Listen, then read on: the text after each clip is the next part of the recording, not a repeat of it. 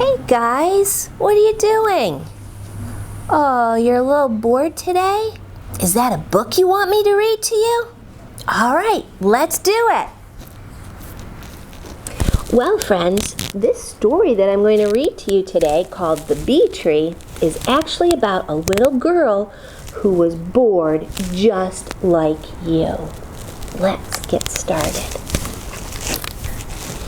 I'm tired of reading, Grandpa, Mary Ellen sighed.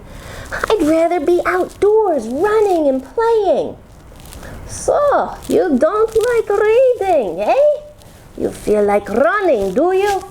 Then I expect this is the right time to find a bee tree.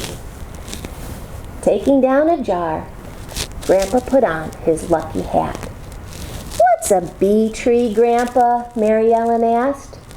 Well, it's where the bees make their home. It's where they keep the honey, the sweetest in the land. Grandpa chirped excitedly. But we already have honey, Grandpa, Mary Ellen said. Ah, but not honey like this, her grandpa answered with a wink.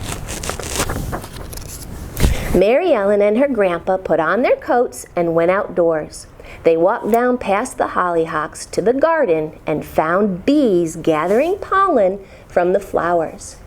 Her grandpa carefully tapped some in the glass jar, making sure not to hurt them. When he was sure that he had enough, he smiled and leaned close to Mary Ellen. They'll take the pollen back to the hive and make it into honey, and we will be right behind them. Then he slowly loosened the lid of the jar and let out one single bee. It stayed on the mouth of the jar for a moment, flew straight up, and then buzzed towards the cornfield. Quick now, run, Grandpa called out, and he began to chase the bee.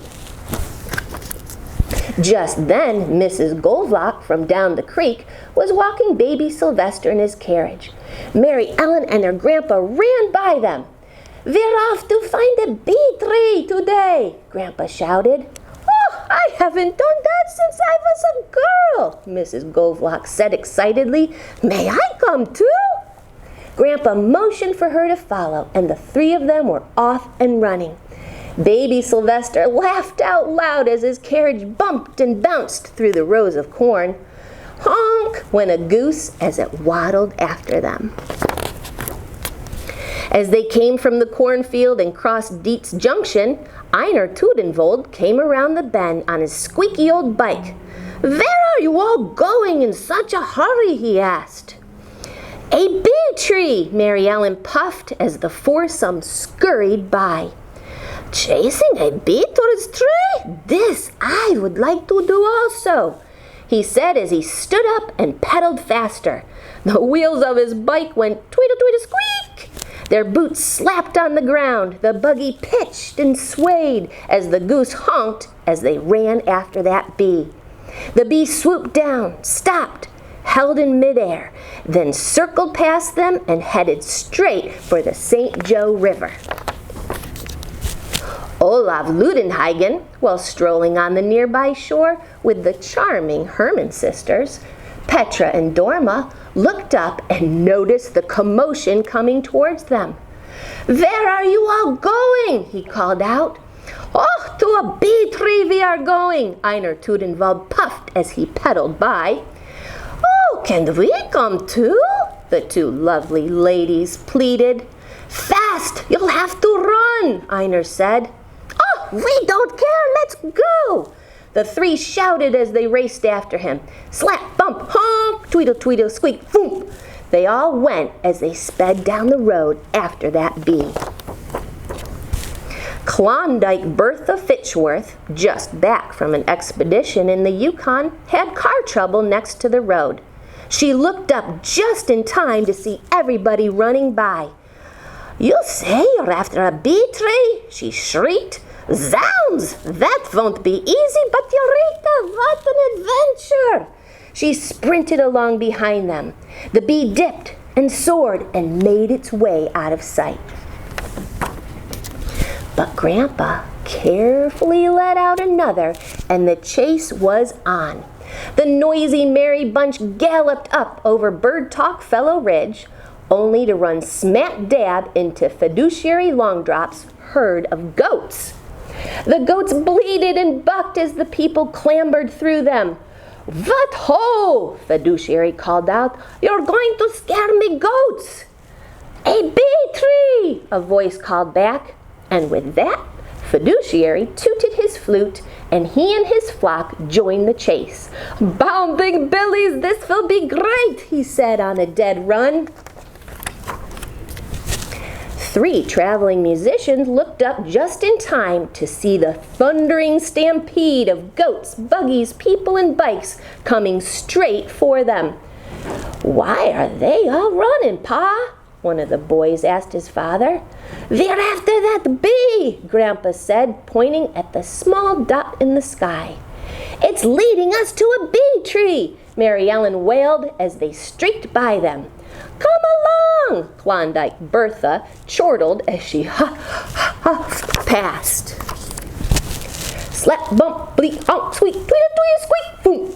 They went as they ran. Hooves clattered, rows of corn were parted. Nothing really mattered but chasing that bee. They ran through Griner's Bluff and into Bishop's Meadow, around Dead Man's Tree, and then to Bird Talk Hollow.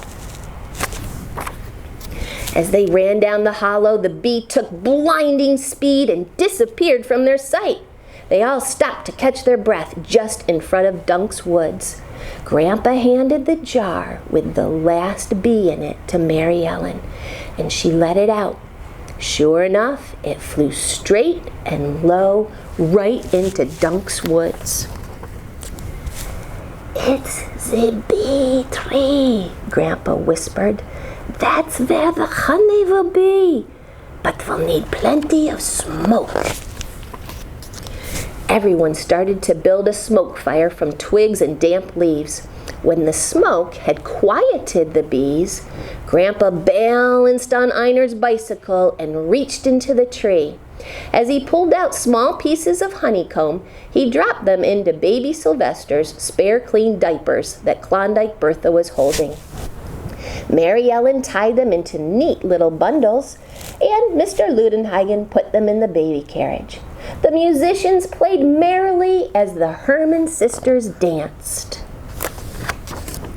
Grandpa invited everyone back to the house for baking powder biscuits, fresh brewed tea, and of course, the honey. There was music and dancing, tall tales, and raucous laughter as they all buzzed about the sweet adventure of the day. Grandpa took Mary Ellen inside away from the crowd. "Now, child, I am going to show you what my father showed me and his father before him," he said quietly. He spooned the honey onto the cover of one of her books. "Taste," he said, almost in a whisper. Mary Ellen savored the honey on her book. "There is such sweetness inside of that book, too," he said thoughtfully. "Such things, adventure, knowledge, and wisdom. But these things do not come easily. You have to pursue them. Just like we ran after the bees to find their tree, so you must also chase these things through the pages of the books." Then he smiled and hugged her. From that day on, Mary Ellen never again complained about reading. She found it to be every bit as exciting as a wild chase through the Michigan countryside, and as sweet as the honey from a bee tree. Thanks for joining me, guys. I'm Julie from the Roanoke Public Libraries. See you on our next adventure.